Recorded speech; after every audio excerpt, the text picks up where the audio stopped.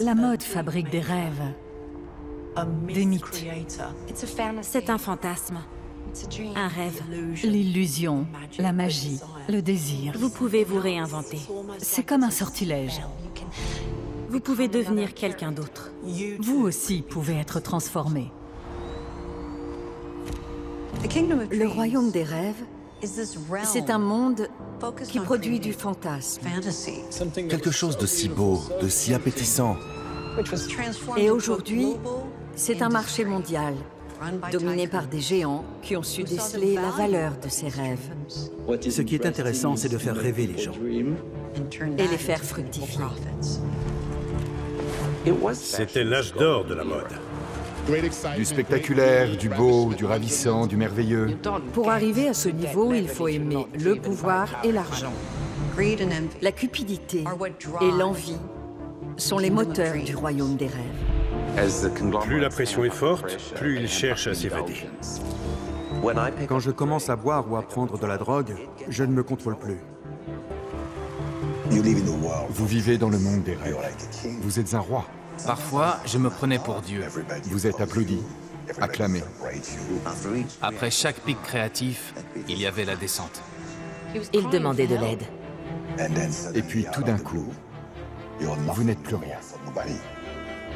Il se trouvait dans l'antre du diable, et il était furieux de devoir vendre son âme. Quand je fais un défilé, je ne tourne pas autour du pot, je vais droit au but. Vous devez aimer ce qui constitue l'essence de ce métier ou il vous tuera. Et de toute façon, il vous tue.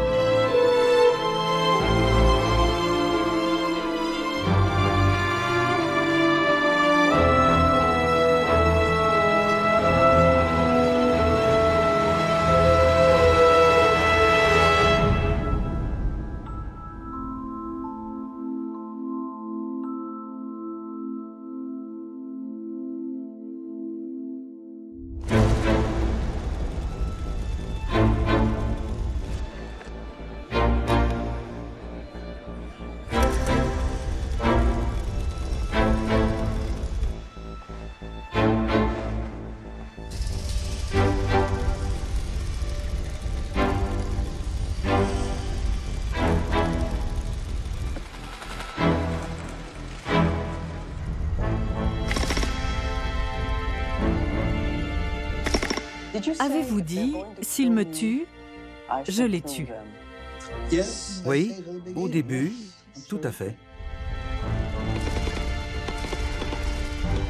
L'argent est une terrible drogue.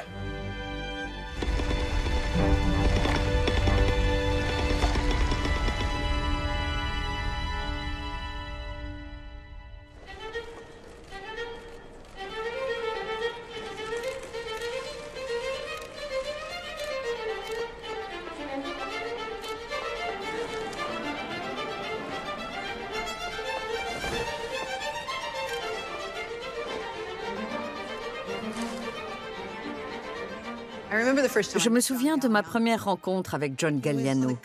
C'était juste avant qu'il soit connu. Et déjà, il était évident qu'il avait de l'ambition. Ce défilé a révélé John. En général, les mannequins marchent, prennent la pose une fois, deux fois, puis tournent les talons. Là, on aurait dit qu'elles étaient pourchassées par des loups. Les gens se sont dit, ça c'est intéressant. Le petit londonien, il faut le surveiller. John Galliano, c'est un dieu.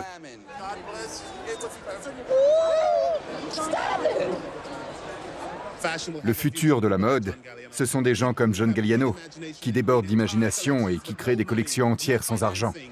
C'est un jeune créateur qui travaille avec les moyens du bord. Il mérite de connaître un succès planétaire parce qu'il a un talent extraordinaire. Je fais ce en quoi je crois. Et en quoi croyez-vous? Au bonheur de s'habiller. Oui, c'est ça.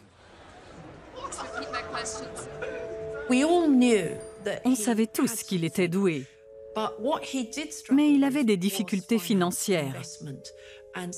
Alors on se demandait toujours s'il allait pouvoir se maintenir à flot.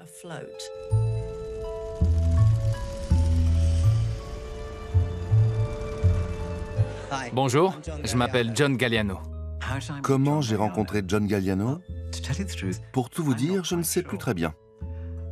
Je crois que c'était dans une boîte de nuit.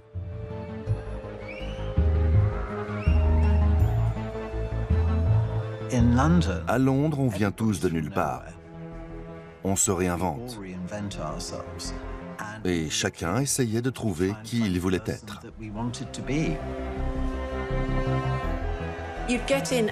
Quand vous passiez le seuil, vous vous retrouviez nez à nez avec toutes sortes de créatures qui portaient ici un costume de théâtre, là une tenue qu'elles avaient dessinée elles-mêmes, ou encore des vêtements vintage détournés. Qu'est-ce qu'elle porte? Où elle a trouvé ça? C'était un univers dans lequel John avait le sentiment de pouvoir rêver.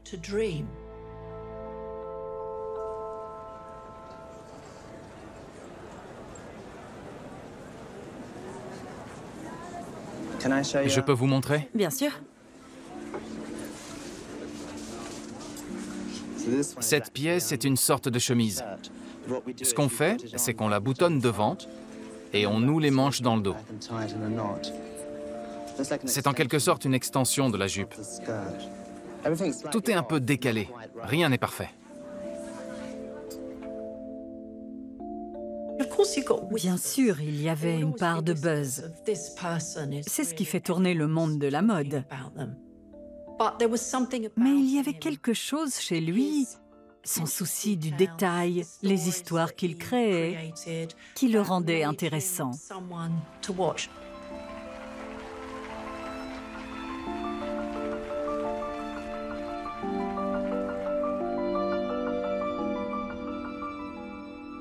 Un ami m'a dit « Il faut que tu ailles voir le travail de cet étudiant dont tout le monde parle, John Galliano à St. Martin's.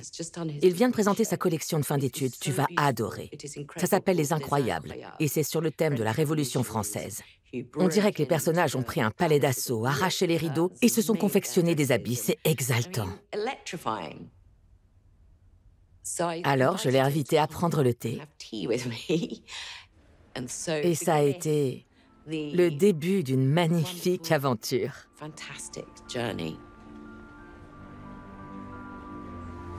Je pense qu'on croyait tous les deux au royaume des rêves.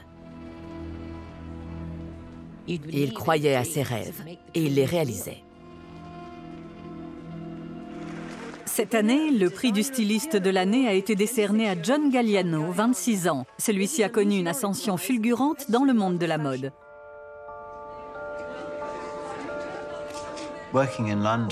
Pour nous, Londres, ce n'était qu'une étape.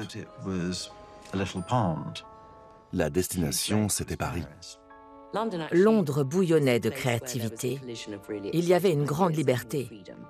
Mais Paris, c'était la référence de la mode. Alors l'objectif était d'aller à Paris.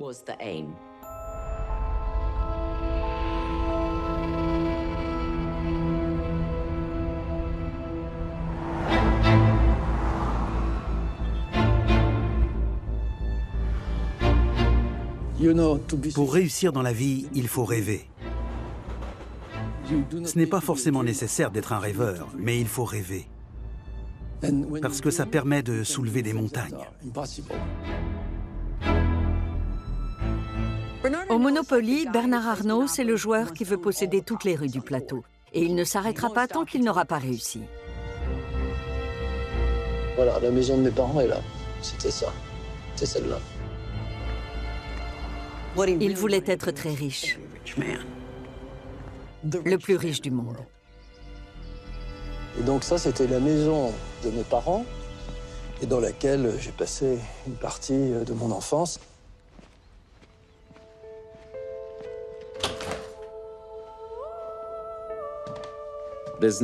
Rien dans cette petite vie de bourgeoisie de province ne laissait présager que Bernard Arnault était destiné à diriger le plus grand empire de mode que le monde ait jamais connu.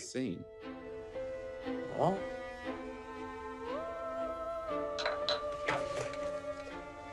Ça, c'était aussi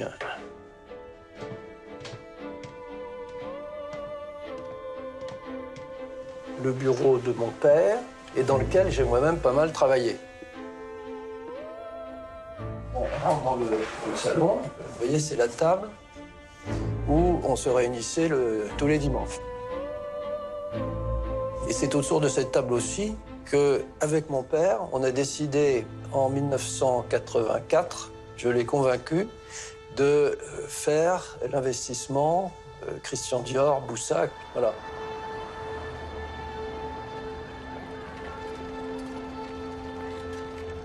Bernard Arnault. La première fois que j'ai entendu parler de Bernard Arnault, c'était au milieu des années 1980, quand il a pris le contrôle de Boussac, une entreprise textile qui avait été très prospère, mais qui connaissait alors des difficultés financières. Et dans ce groupe, il y avait un joyau qui s'appelait Christian Dior. Lancé en 1947, son New Look, qui allongeait les robes de 20 cm, avait bientôt fait la loi en Amérique et dans le reste du monde. On lui avait décerné le titre de pape de la couture. Et de fait, chaque saison, on attendait ses nouveaux décrets. À son apogée dans les années 1950, Christian Dior était la maison de couture la plus connue de l'histoire de la mode. Bernard Arnault y a vu une véritable opportunité commerciale et il a employé des moyens que l'on pourrait qualifier de peu scrupuleux pour atteindre son objectif.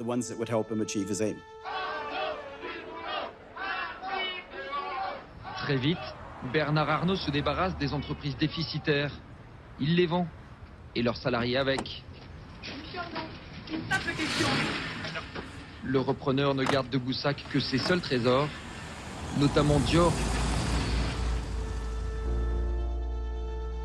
Ce qui est assez extraordinaire chez Dior, c'est que 30 ans après sa mort, Dior est mort en 57, il y a eu beaucoup d'autres créateurs qui, à cette époque, étaient célèbres et dont on ne parle plus aujourd'hui. Dior, aujourd'hui, reste le nom le plus connu au monde. La mode amuse, c'est vrai? Qui n'est pas amusé par la mode, hein? Et même un financier doit s'amuser de temps en temps.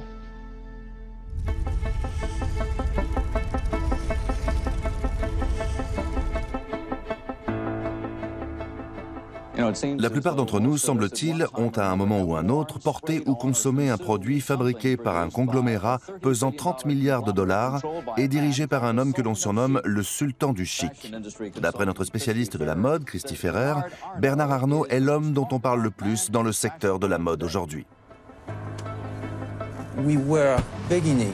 On possédait la plus grande marque de luxe au monde, Christian Dior. Et j'ai décidé de bâtir quelque chose de plus vaste sur cette base. Il a commencé à acquérir toutes sortes de marques familiales. Bernard Arnault avait travaillé quelques années aux États-Unis. Et c'est probablement là qu'il avait appris à faire des affaires à l'américaine, au moyen de méthodes musclées, comme peuvent l'être les OPA hostiles. Depuis la fin d'une dynastie, la famille Louis Vuitton a perdu le contrôle de son entreprise. Bernard Arnault a pris le contrôle du groupe LVMH au terme d'une bataille impitoyable. En France, ça a suscité l'indignation de la presse et du monde de la mode. On a essayé de construire un vaste empire autour d'un critère.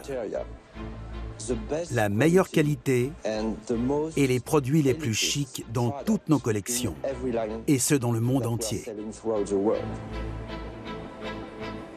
Jusqu'à présent, le secteur du luxe français était constitué d'entreprises familiales. La famille Vuitton dirigeait l'entreprise Vuitton depuis plus de 100 ans. Bernard Arnault a pris le contrôle du groupe. Et petit à petit, il s'est débarrassé de toutes les personnes dont il ne voulait pas, pour la plupart des membres de la famille. Ces gens n'avaient pas de valeur à ses yeux. Ils pouvaient partir. C'est son mode opératoire. Pour lui, les gens sont des marchandises dont il peut disposer. Il suffit de connaître ses surnoms, le loup en cachemire ou le Terminator de luxe pour comprendre. Je pense qu'il cherche à donner cette image parce qu'il a besoin qu'on ait peur de lui. Le meilleur, c'est le Dom Pérignon rosé. Ma vision, c'est que dans une dizaine d'années, le nombre d'enseignes sur le marché sera plus restreint et que les marques qui seront encore là auront encore plus de pouvoir. Maintenant, c'est un groupe tentaculaire. Il y a Christian Dior, Louis Vuitton, bien sûr, les champagnes Moët et Chandon, le cognac Hennessy, Givenchy, Céline. Bref, énormément de marques, des noms que tout le monde connaît. C'était à la fois un pionnier et un disrupteur. Il a importé des méthodes brutales sur un continent qui n'y était pas habitué, mais aussi dans un secteur qui prise l'élégance et les bonnes manières.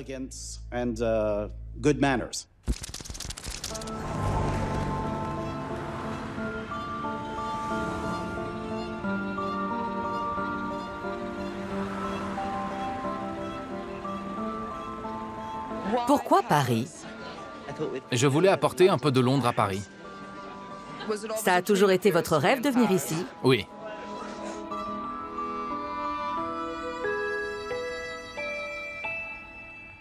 J'ai assisté à tous les défilés du monde et je me suis faufilée dans celui de Galliano.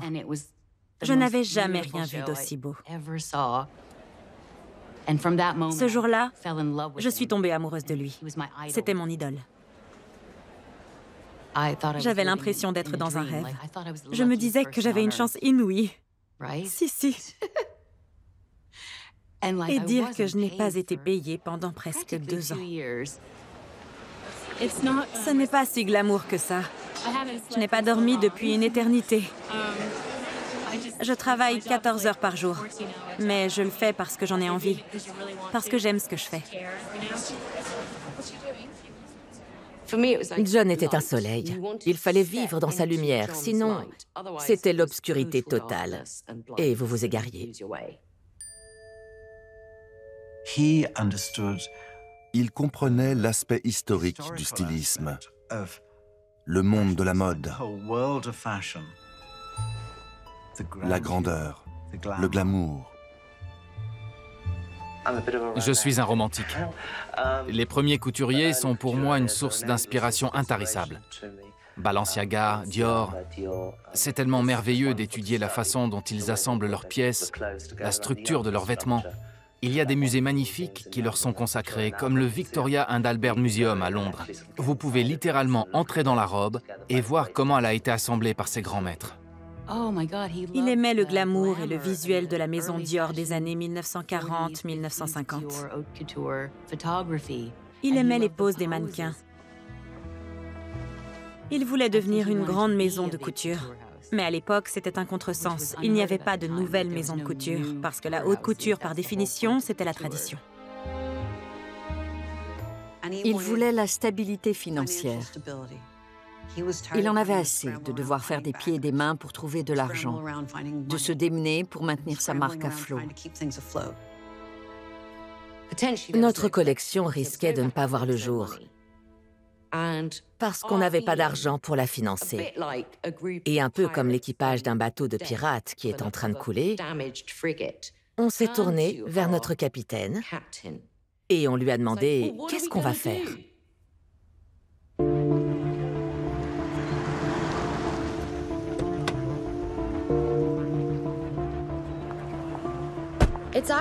On dit souvent que pour réussir dans le monde de la mode, il faut avoir la bénédiction d'Anna Wintour.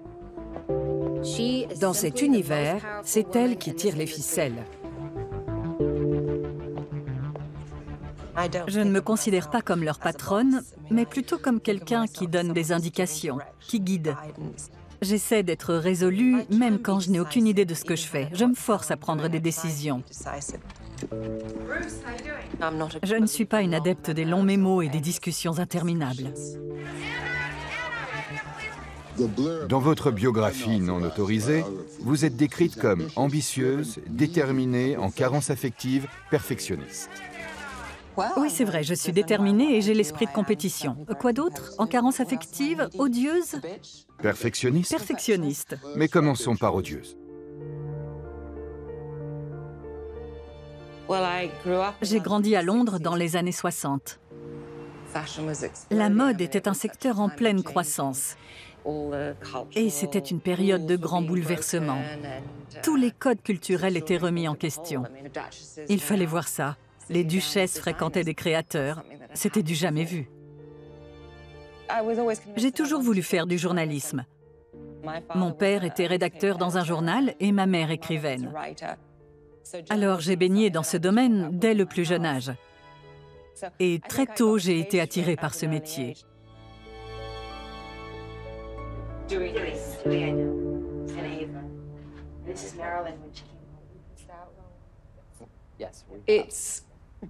Ce n'est pas un simple magazine de mode. Si vous faites la couverture de Vogue US, ça veut dire que vous avez réussi aux États-Unis. C'est un label de qualité. Et pour un créateur, figurer dans les pages de Vogue, c'est exister aux yeux d'Anna Wintour.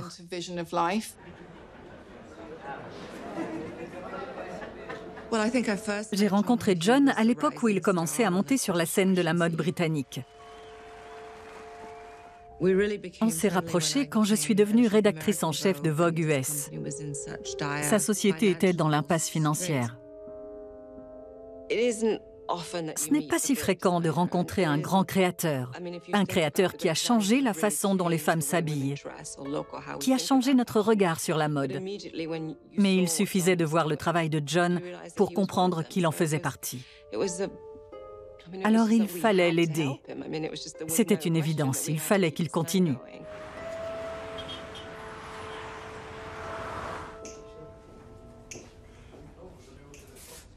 Bien sûr que j'adore Paris. C'est une ville extraordinaire, la capitale de la mode. Pour tous ceux qui travaillent dans le métier, c'est le centre de l'univers. André Léon Talley était le bras droit d'Anna Wintour. Il disait « Je suis les yeux et les oreilles d'Anna Wintour ». C'est pour vous. Oui, bien sûr. Ça, ce n'était pas prévu. Allô? Oui? Bonjour. Quelle heure est-il? 10 minutes, entendu. On y va dans 10 minutes. C'était Madame Wintour.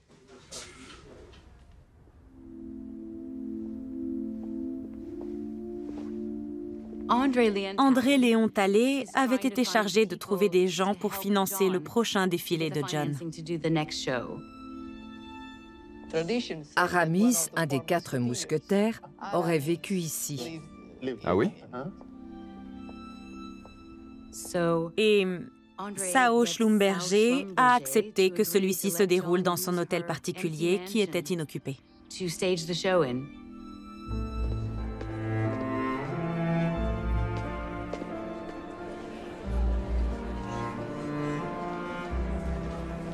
J'aime découvrir des talents et il faut se serrer les coudes.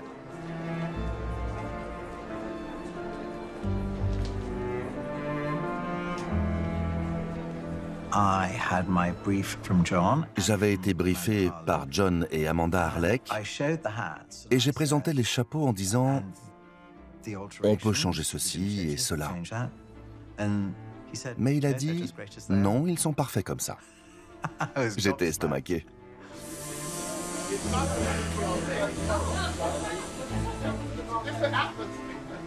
On a vraiment fait avec les moyens du bord.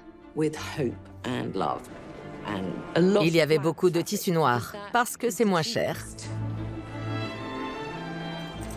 Il a emprunté des bijoux, de grosses broches en diamant, des pinces à cheveux, pour que ce soit clinquant.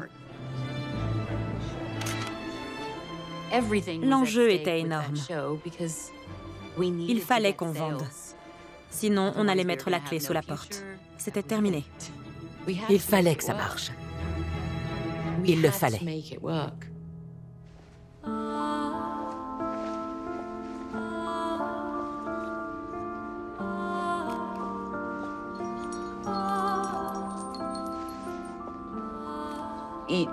Chaque tenue était complètement différente et ne ressemblait à rien de ce qui avait déjà été fait.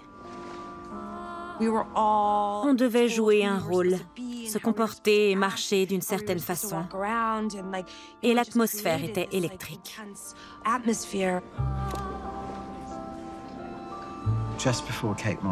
Au moment où Kate Moss allait faire son entrée, John et moi, on a fixé son hobby avec des épingles. John s'occupait d'un côté et moi de l'autre, mais c'était comme si on ne faisait qu'un. C'était un moment assez magique. On s'est regardés et on a compris qu'on avait fait du bon travail. Linda a dit un jour avec beaucoup d'humour qu'elle ne sortait pas de son lit pour moins de $10 000. Et c'était vrai à l'époque.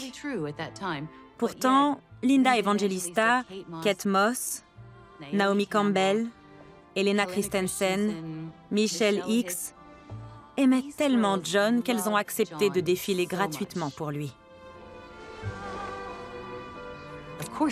Elles auraient fait n'importe quoi pour John.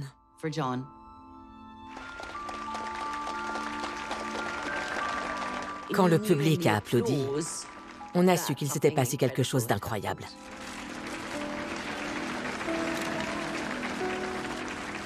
C'est un défilé qui a posé de nouveaux jalons et je pense que pour bon nombre de personnes présentes ce jour-là, ça a été une collection déterminante. Il y a des moments comme ça où vous vous dites « ça va révolutionner la mode ». Ce jour-là, le monde a ouvert les yeux et a découvert le talent de John.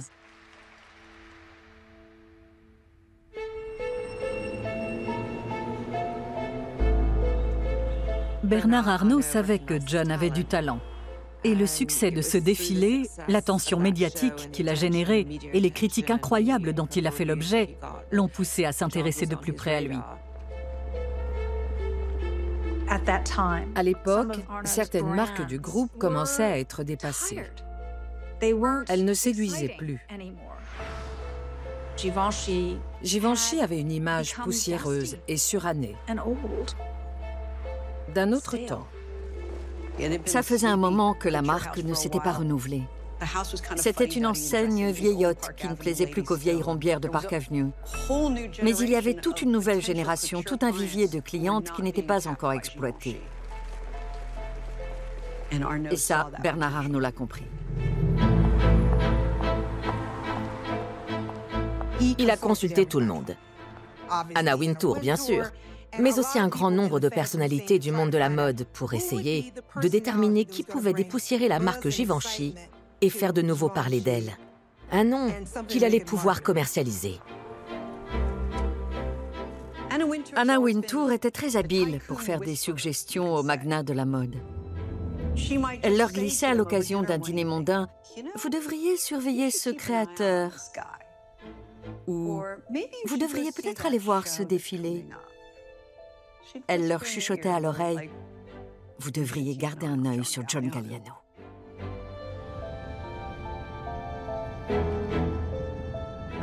John et Bernard Arnault se sont rencontrés au siège de LVMH, près de l'Arc de Triomphe.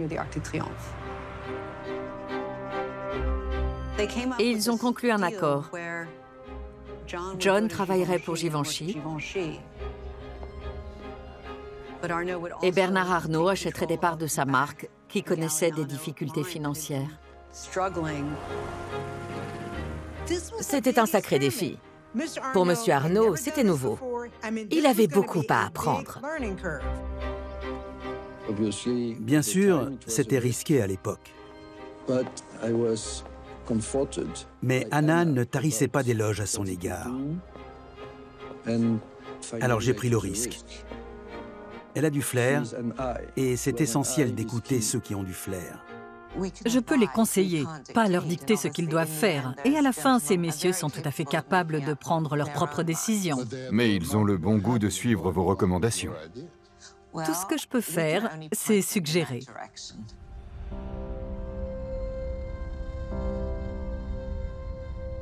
Un créateur qui cherche des investisseurs sait qu'il va y avoir une contrepartie.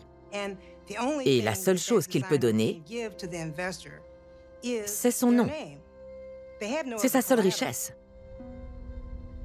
Par conséquent, dans le cas où le créateur meurt ou démissionne, l'investisseur peut continuer à exploiter son nom.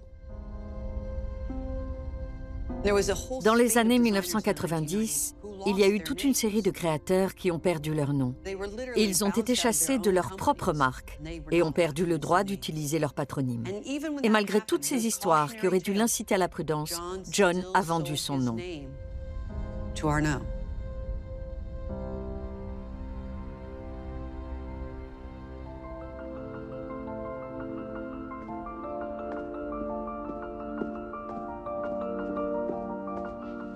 On a commencé à étudier les premières créations de Monsieur de Givenchy. Ça, c'est la robe d'Audrey, l'original. Et ça, c'est l'original porté par Jackie Kennedy en 1961. Les broderies sont magnifiques. On se disait, oh là là, une maison française, de la haute couture. Ce sont les princesses qui portent du Givenchy. C'est le summum de la mode, et donc le summum du luxe. Ils avaient laissé entrer la plèbe dans le palais. Et elle était en train de retourner les ateliers. On était là. Ça sent le renfermé ici. On va dépoussiérer un peu tout ça.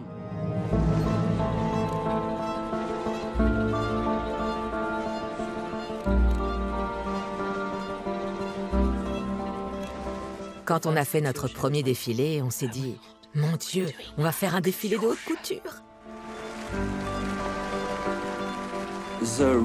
Le cœur de notre activité, c'est la haute couture, parce que tout dépend de son succès.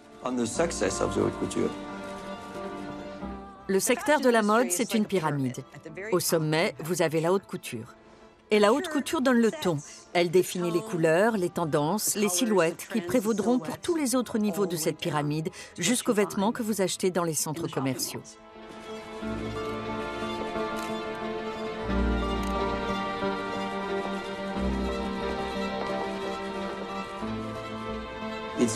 C'est très important que le défilé plaise, qu'il soit moteur pour l'ensemble de la marque. J'ai trouvé ça incroyable. C'est ça la haute couture. Les matières, le savoir-faire, l'individualité, tout y était. C'était un sans faute absolu. Les Français ont vu qu'il en était capable.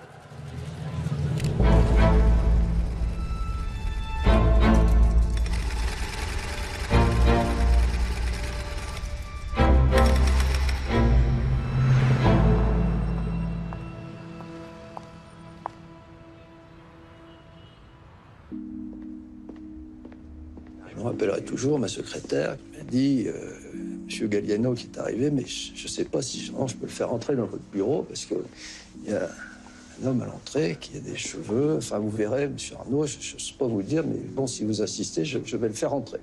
Donc, à ce moment-là, entre dans mon bureau John, qui effectivement, à ce moment-là, avait les cheveux, la rasta qui lui arrivait au milieu du dos, en t-shirt, et il s'assied. Je dis, voilà, John, comment ça va, hein? Alors, il paraît que vous êtes intéressé par Dior. Moi, je me disais, vraiment, le rapport entre l'image qu'il projetait et Dior est quand même extrêmement éloigné. Comment va-t-on faire?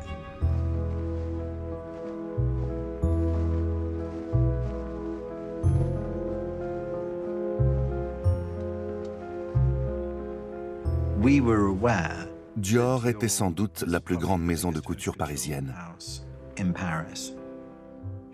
Les budgets de Givenchy étaient importants, mais ceux de Dior l'étaient 10 fois plus. À ce moment-là, il me dit, oui, j'ai beaucoup réfléchi à Dior. Je vais vous montrer mon idée du premier défilé. Et il se met à dessiner.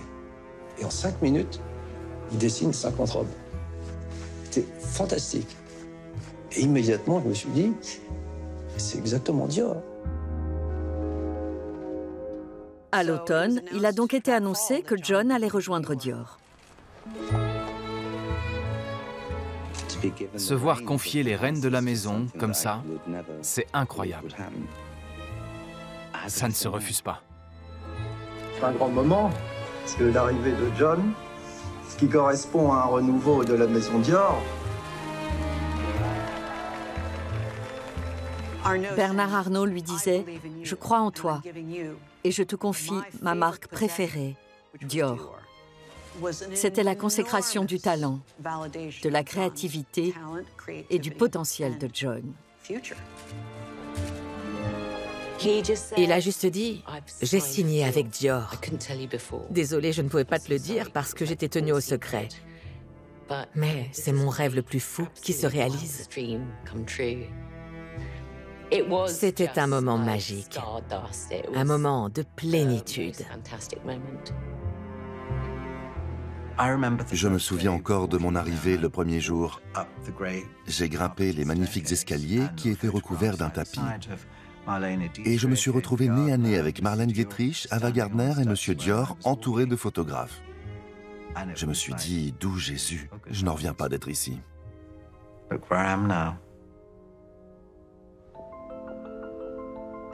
Maintenant, il leur fallait quelqu'un pour Givenchy.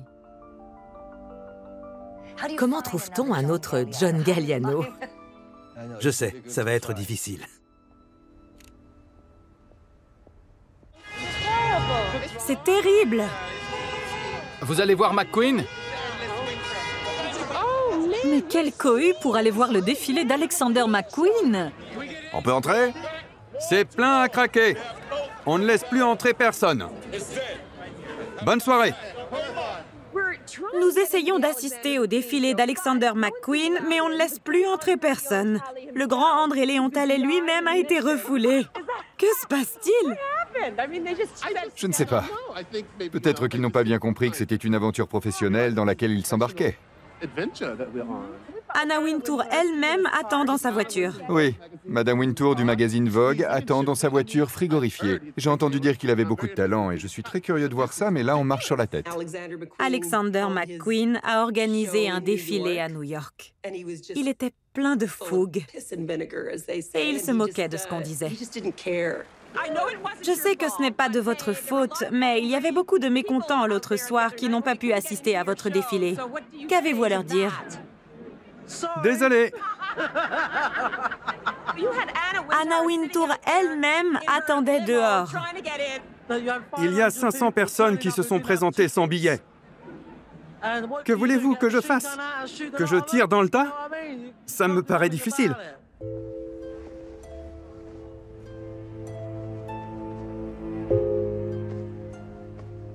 Il avait l'air d'en vouloir à tout le monde. Il était très désinvolte.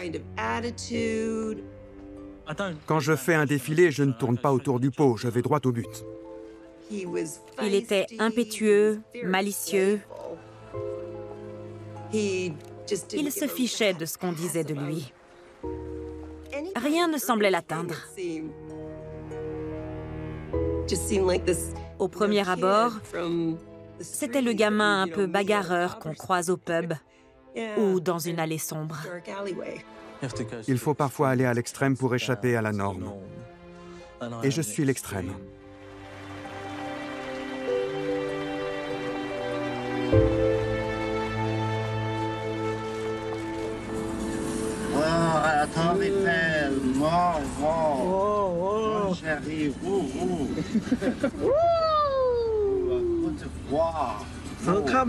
J'arrive, France! Givenchy, j'arrive! J'ai pas l'air d'un touriste? Il y avait un certain snobisme à Paris. Il fallait venir de quelque part. Vous ne pouviez pas venir de nulle part. Hubert de Givenchy était un comte. Christian Dior était issu de la très haute bourgeoisie, d'une famille qui avait de l'argent. John, lui, venait de la classe ouvrière et avait grandi au sud de Londres, comme McQueen. Je suis le dernier d'une famille de 6 enfants. Mon père est chauffeur de taxi et ma maman femme au foyer. Personne n'aurait misé sur lui. Tout le monde pensait qu'il allait couler la marque, qu'il allait échouer. Bernard Arnault avait introduit un élément indésirable chez les Français. Eux qui étaient si délicats et sensibles étaient offusqués. McQueen et Galliano n'ont pas d'autre choix que de réussir leur premier défilé. Ils doivent prouver qu'ils méritent leur place à Paris, à la tête de ces deux maisons de couture. John avait tous les moyens nécessaires. Monsieur Arnault lui avait donné carte blanche et il lui avait dit « Fais ce qu'il faut pour que ton premier défilé soit spectaculaire ». McQueen, lui, avait un budget beaucoup plus restreint. Nous sommes le 19 janvier 1997 et comme on dit dans le métier, nous nous apprêtons à assister à un grand moment de mode. Il est possible que le public non initié n'ait pas bien réalisé l'enjeu de ce défilé. Nous allons découvrir le talent d'Alexander McQueen chez Givenchy et de John Galliano chez Dior. Et tout ce qu'on espère voir, c'est du spectaculaire, du beau, de l'inédit, du ravissant, du merveilleux, du sexe, de l'érotisme. Le public retenait son souffle. Bernard Arnault avait-il eu raison de choisir un créateur aussi excentrique pour Givenchy ?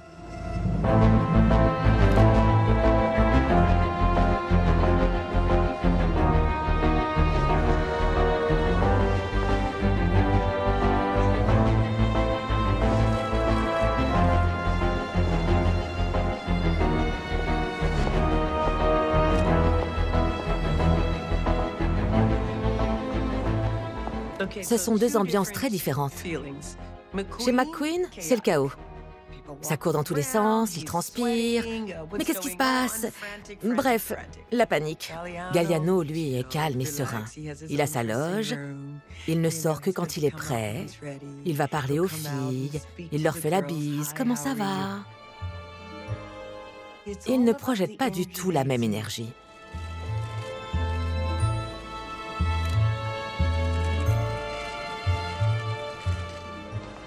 Avec du recul, je peux dire que ces 5 dernières années de ma carrière n'ont tendu que vers ce moment.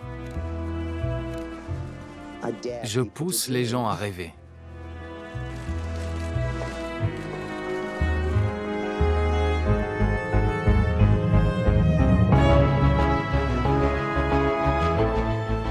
C'est une expérience avec des matériaux les plus nobles. De l'or, des diamants, du damas, de la soie. Tous de la meilleure qualité, travaillés par une main-d'œuvre chevronnée.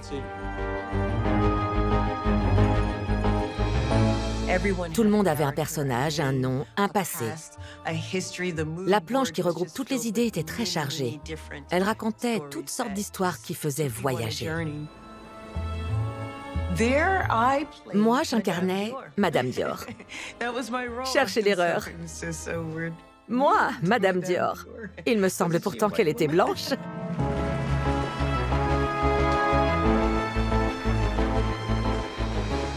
C'était décevant. C'était passable et ça aurait suffi à Londres. Mais ça manquait d'originalité et la confection n'était pas à la hauteur.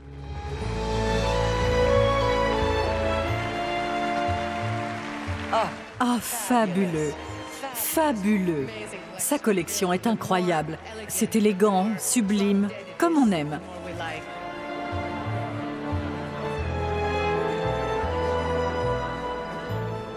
Le premier défilé de John pour Dior était un sans faute. Celui de McQueen pour Givenchy était un faux pas. Ça semblait laid, excentrique, pas du tout dans l'esprit de la haute couture. Mais cela n'avait pas d'importance. Ça a fait parler de lui et c'était tout l'objectif. Faire du bruit. Car le bruit fait vendre.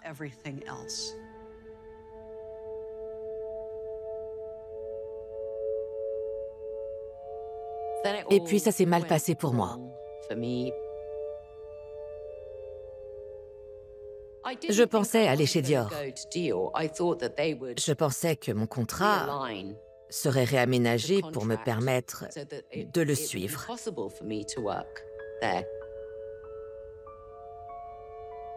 Amanda avait été aux côtés de John depuis le début.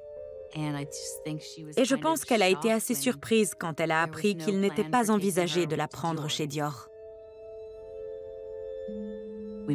On était toutes les deux très proches de John, probablement ses amis les plus proches. Je pense que ça lui aurait beaucoup apporté qu'on reste avec lui, parce qu'il avait besoin d'amis. On était sa famille. Ce n'est pas de la faute de John. Quand votre rêve le plus fou se réalise, vous ne prenez pas le risque de tout faire échouer en demandant plus que ce qui vous est proposé. Vous vous empressez d'accepter, parce que si vous émettez des conditions, vous pouvez tout perdre.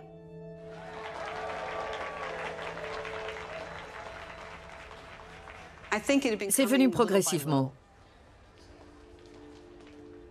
Mais quand il a décroché ce poste chez Dior, ça a été le début de la fin. Il s'est mis à croire aux mythes qui entouraient sa personnalité. Il a vraiment commencé à se comporter comme un petit roi. Plus vous réussissez, plus vous risquez de vous égarer, parce que vous devenez un produit. Vous n'êtes qu'un segment de ce marché, un chapitre. La créativité, c'est une énergie indéfinissable qui palpite à l'intérieur de l'individu. Mais elle ne peut exister sans authenticité, sans sincérité. Et quand il y a de grosses sommes en jeu, votre énergie créatrice est enchaînée au résultat de la marque. Vous avez conclu un pacte avec le diable. Vous avez vendu votre âme. Et c'est là que la pression se fait sentir, parce que maintenant, vous devez être à la hauteur. Donc, la suite est assez prévisible.